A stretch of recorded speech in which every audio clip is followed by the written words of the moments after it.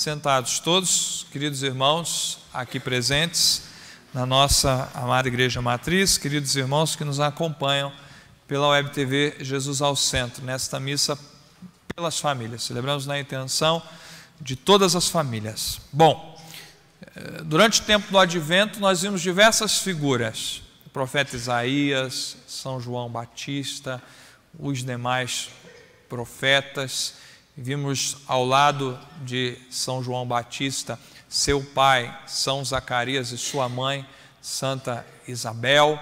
Figuras não nos faltam para preparar a vinda do Senhor, mas a mais excelente, a que pode melhor nos ajudar, é Nossa Senhora, por causa da proximidade que ela teve com todo o advento de Jesus e depois, é claro, com a vida do próprio nosso Senhor Jesus Cristo. Quero tirar 3 coisas esta noite para nos ajudar a preparar o nosso Natal e preparar cada vinda do Senhor ao nosso encontro. Vocês sabem que o mesmo Senhor, o único Deus a quem nós adoramos, Ele vem ao nosso encontro de 3 modos, de 3 maneiras.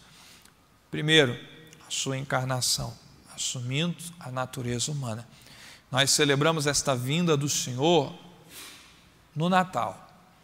No Natal, quando nós olhamos para o presépio, quando nós contemplamos o mistério da encarnação que está aqui diante de nós, nesse frontal do altar. Segundo modo, pelo qual o mesmo Senhor vem ao nosso encontro, todos os dias, em cada moção da graça, em cada graça sensível, em cada acontecimento da nossa vida, Ele vem ao nosso encontro, mas de um modo especialíssimo, singularíssimo, na Santa Missa. De tal modo que em cada missa nós celebramos, de certo modo, o Natal. Cada missa, ela tem algo do Natal, porque as palavras do sacerdote, isto é o meu corpo, isto é o meu sangue, Jesus ressuscitado desce do céu e se faz presente no pão e no vinho. Ele vem ao nosso encontro. E o terceiro modo e o definitivo pelo qual o Senhor vem ao nosso encontro já é a sua vinda gloriosa, já será a sua vinda gloriosa. Mas atenção, porque aquele que na primeira vinda e na Santa Missa nós encontramos como misericordioso, na segunda vinda será juiz. Será juiz. Não haverá mais espaço para a conversão e para a misericórdia, a não ser para o julgamento, o nosso julgamento, porque nós estaremos diante dele com o livro da vida fechado. Nosso livro será apenas lido, ou será apenas passado diante de nós como o filme da nossa vida. Naquele momento nós já vamos estar sendo julgados, né? Então nós precisamos refletir muito a respeito dos modos pelos quais o Senhor vem constantemente ao nosso encontro para nos salvar. Não nos esqueçamos que a primeira vinda o Senhor vem para salvar. Evangelho de São João, capítulo 3, versículo 16. Porque Deus amou o mundo de tal maneira que mandou o seu Filho unigênito, para que todo que nele crê não pereça, mas tenha a vida eterna.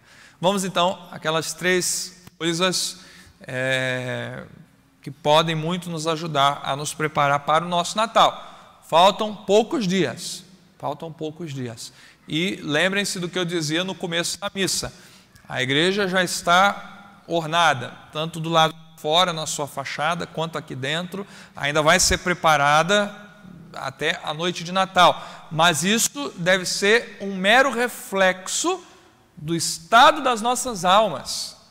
São as nossas almas que devem estar ornadas de penitência, de mortificação, ornadas de virtude, ornadas de boas obras, para encontrar-se com o Senhor que vem para a nossa salvação. Quem trouxe a Bíblia, pegue comigo o Evangelho de São Lucas, capítulo 1, versículo 39. Só no versículo 39 que pode parecer um mero detalhe ou um mero fornecimento de informações. Nós já tiramos 2 princípios importantíssimos, se queremos preparar bem o Natal e a vinda do Senhor. Evangelho de São Lucas, capítulo 1, versículo 39. Olhem comigo. Naqueles dias, Maria partiu para a região montanhosa, dirigindo-se apressadamente a uma cidade da Judéia. Naqueles dias, nos dias de Nossa Senhora, nos dias da encarnação de Nosso Senhor, mas de modo específico, quais são aqueles dias? São os dias que procederam à anunciação do anjo Gabriel em Nazaré. E aqui nós vemos 2 coisas na postura de Nossa Senhora. Primeiro, ela se dirige apressadamente a uma região da Judéia, a uma cidade da Judéia. O Evangelho não fornece esse detalhe, mas nós sabemos que a cidade é em Carim, onde morava Santa Isabel e São Zacarias, muito próximo do templo de Jerusalém, porque eles eram da descendência dos levitas, da descendência sacerdotal, e Zacarias oficiava no templo de Jerusalém. E os sacerdotes, nós sabemos bem, se revezavam no serviço de Deus, na divina liturgia, na religião do Antigo Testamento. Pois bem, Nossa Senhora está... se nós imaginamos um pouquinho, o mapa da Terra Santa, Nossa Senhora está do outro lado, está, portanto, a alguns bons quilômetros, e nós estamos falando de um tempo em que os meios de locomoção, os meios de transporte são rudimentares, ou é o pé, ou são os animais de carga, muito provavelmente Nossa Senhora, pela sua pobreza, fez aquela viagem a pé. O que Nossa Senhora nos mostra nessa viagem? Primeira coisa, prontidão para o serviço de Deus. Prontidão para o serviço de Deus. Ela vai apressadamente servir a sua prima, servir a sua parenta que estava grávida do precursor. Veja, assim que Nossa Senhora recebe a embaixada do anjo e diz: eis aqui a serva do Senhor, ela não se tranca dentro de casa, ela se coloca imediatamente a caminho, com prontidão para o serviço de Deus, para fazer a vontade de Deus. Essa deve ser a nossa disposição cotidiana, prontidão, sermos apressados para as coisas de Deus. É verdade que muitas das vezes a gente é apressado demais para o pecado, a gente é apressado demais para as coisas do mundo, para a preocupação do mundo, mas Nossa Senhora nos ensina que devemos ser apressados para as coisas de Deus. Não podemos brincar com a salvação das nossas almas, com a salvação das nossas famílias.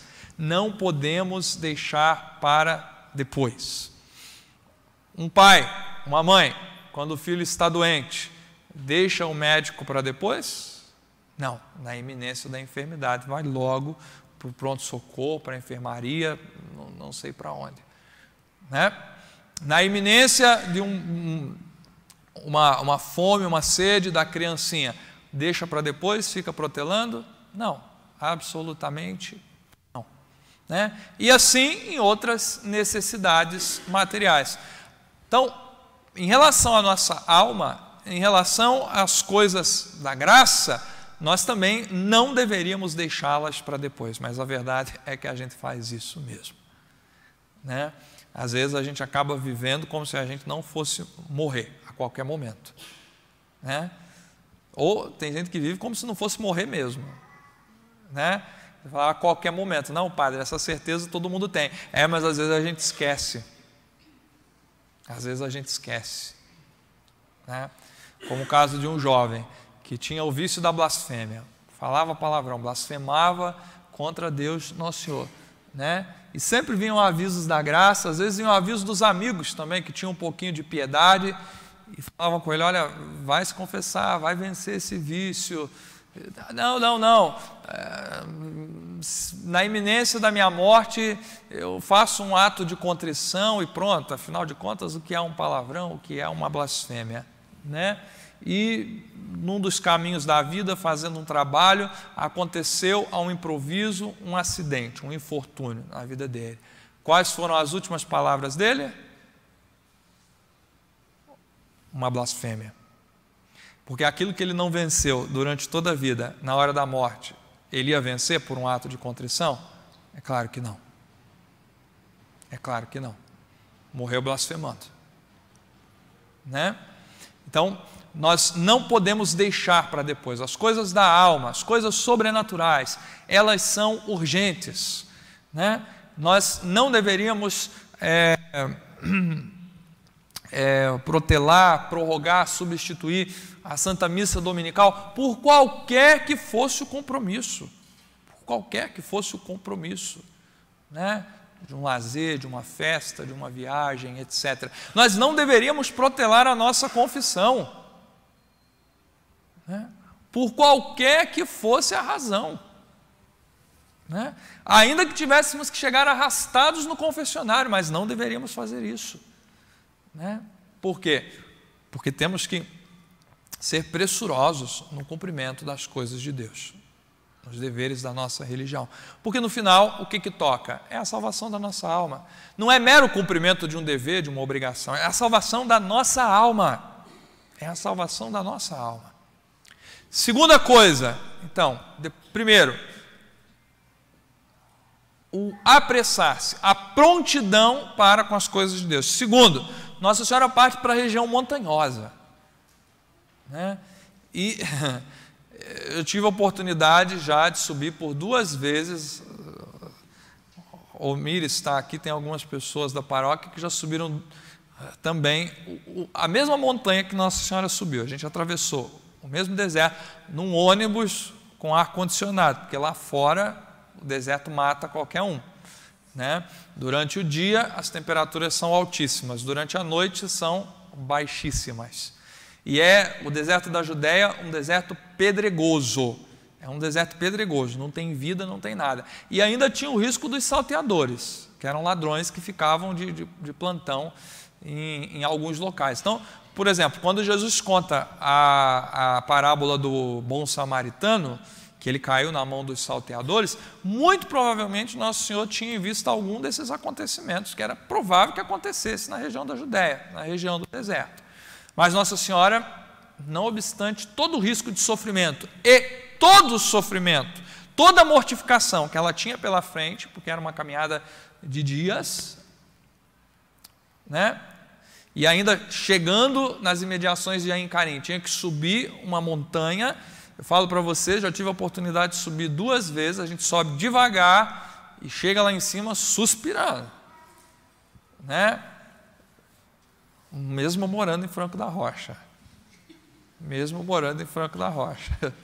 que tem morro para subir para todo lado que a gente vai, né? Então, os senhores imaginam, Nossa Senhora não se poupou, Nossa Senhora não teve medo do sacrifício, da mortificação, né? E essa é uma dimensão imprescindível da nossa vida cristã. Ninguém vive sem sacrifício, ninguém vive sem cruz. A cruz está em todo lugar e ela é a nossa tábua de salvação. Ou a gente abraça a cruz, beija a cruz de cada dia, ou nós vamos viver um ledo engano.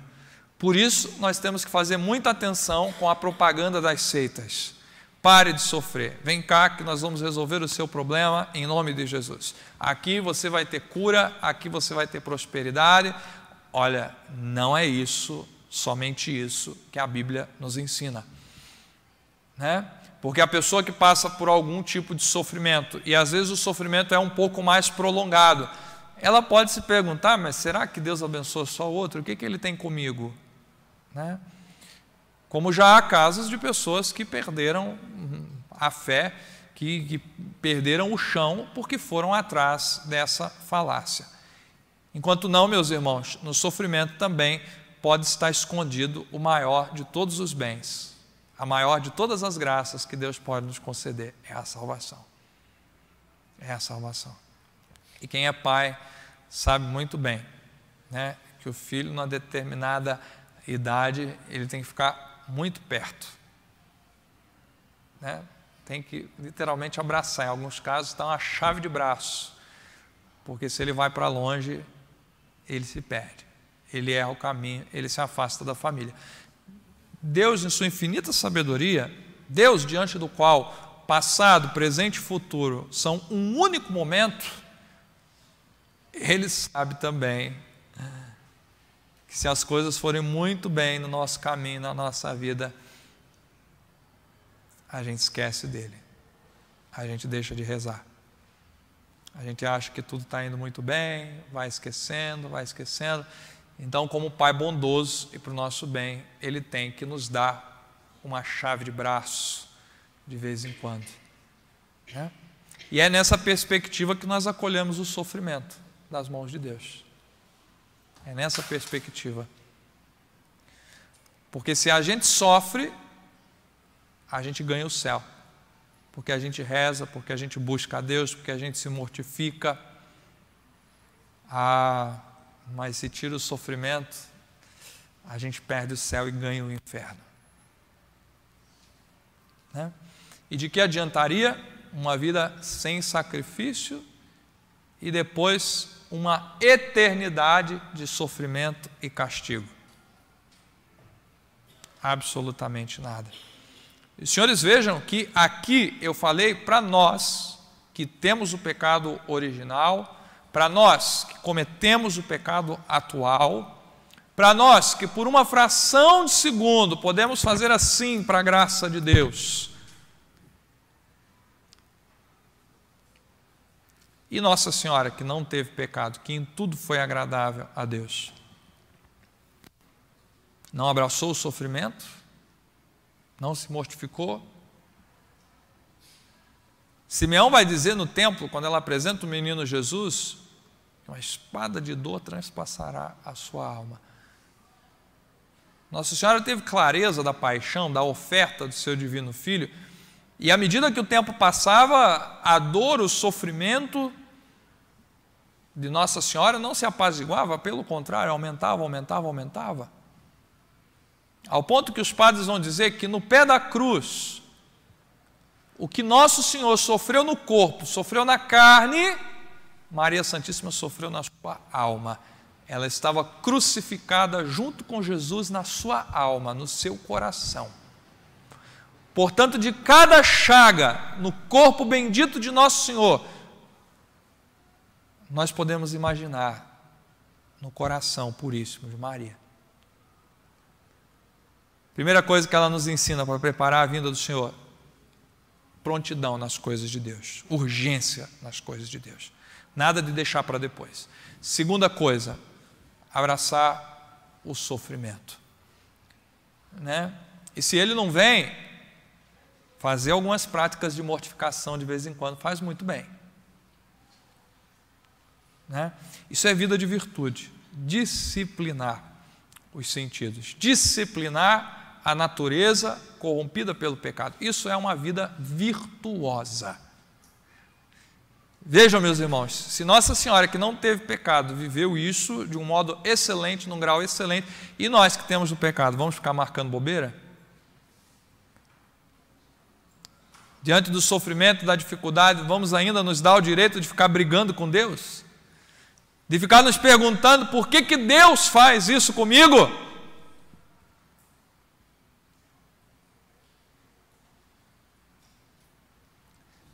E, finalmente, a terceira coisa que nós aprendemos, né?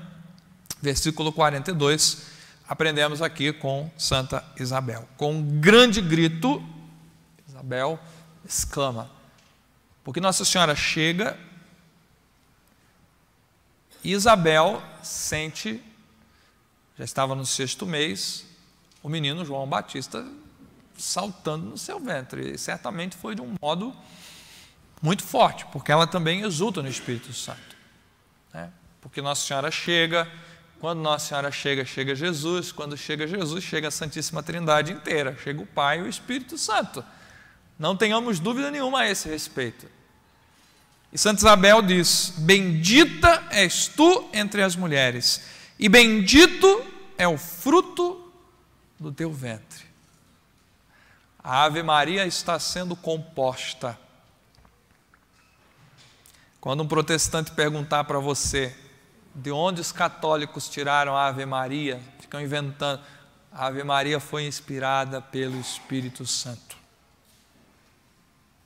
Foi inspirada pelo Espírito Santo. E a terceira coisa que nós aprendemos então, nesse tempo, e que é imprescindível para prepararmos bem e vivermos santamente o nosso Natal, é a devoção à Nossa Senhora. É a devoção à Nossa Senhora. Se vocês perceberam bem, na primeira leitura do profeta Sofonias, quem tem a Bíblia pegue comigo, profecia de Sofonias, capítulo 3. Sofonias, capítulo 3. Se você perceber no versículo 15 e 17, estamos diante de uma profecia a respeito do Messias, a respeito da encarnação de nosso Senhor Jesus Cristo. Por duas vezes o profeta vai dizer que o povo se alegrasse porque o Senhor está no meio de ti. Vejam que quando nós abrimos as primeiras páginas dos evangelhos, e de modo especial o evangelho de São Lucas, essa profecia de Sofonias está em pleno cumprimento. Em pleno cumprimento. Em relação a toda a humanidade, porque Jesus já estava fecundado no ventre puríssimo de Nossa Senhora. Nossa Senhora naquela ocasião já era a arca do Novo e Eterno Testamento. Inclusive, se você lê o translado da arca do Antigo Testamento e lê do lado o Evangelho de hoje da missa, você vai perceber que é exatamente o mesmo. Mas a arca da nova aliança, que é Maria Santíssima, não traz mais as pedras, as tábuas da lei no seu interior, mas o próprio autor da lei, o verbo da vida, nosso Senhor Jesus Cristo. Mas também, meus irmãos, esta profecia, ela está em pleno cumprimento em Nossa Senhora. O Senhor está no meio de ti. O que o profeta está dizendo em relação à Virgem Maria? Que o Senhor estava no ventre de Nossa Senhora. O Senhor estava entranhado na alma de Nossa Senhora, de um modo como em nenhuma outra criatura, nem mesmo o maior de todos os anjos no céu. Ora, se queremos receber o Senhor que vem ao nosso encontro, nós precisamos estar muito perto de Nossa Senhora. E essa proximidade com Nossa Senhora se chama devoção. Devoção abrasada. Rezar a ela, pedir a ela todas as graças necessárias. Qual a virtude que você precisa nesse Natal? Qual é a virtude que você chega com mais urgência dela nesse Natal? Qual é a necessidade da sua família? É para Nossa Senhora que nós precisamos pedir. É para ela que nós precisamos pedir. E bendito seja Deus, se na noite do Natal nós pararmos um pouquinho para meditar, fecharmos os nossos olhos diante do presépio aqui na igreja ou nas nossas casas, quando o menino Jesus estiver aqui, e vermos Nossa Senhora olhando para nós como uma mãe, quando nós vamos visitar um recém-nascido. E uma das coisas que a mãe gosta de fazer quando a pessoa é querida é perguntar se ela quer segurar um pouquinho o seu filho. Bendito seja Deus, se nós tivermos esta experiência com Nossa Senhora na noite de Natal. Se Nossa Senhora, como boa mãe, nos entregar nos braços o menino Jesus, nos entregar no coração o menino Jesus. Quanta sorte de graça nós vamos receber naquele momento. Que nós tenhamos esta experiência. E vejam, meus irmãos, na noite de Natal, muitas graças são derramadas do céu sensivelmente sobre a terra. Veja que na Idade Média, quando nascia o filho da realeza, o rei concedia muitas graças, muita benevolência aos súditos. Era festa, eram esmolas, eram graças, eram indultos, era um perdão que era concedido. Muitas graças, porque nascia o filho do rei, daquela dinastia. Jesus é o Rei dos céus, é o Rei de glória. Alguém teria dúvida de que o Pai do céu, na noite em que nós celebramos o nascimento do seu Filho, não derrame muitas graças e graças sensíveis sobre nós naquela noite? Agora, a gente precisa estar atento, né? Precisa estar muito atento nessa noite de Natal. Peçamos a Nossa Senhora que nos ajude, então, a sermos apressados nas coisas de Deus, a não temermos o sacrifício, a não temermos a cruz de cada dia, a não temermos o mistério da cruz, e peçamos também a graça de sermos seus devotos abrasados.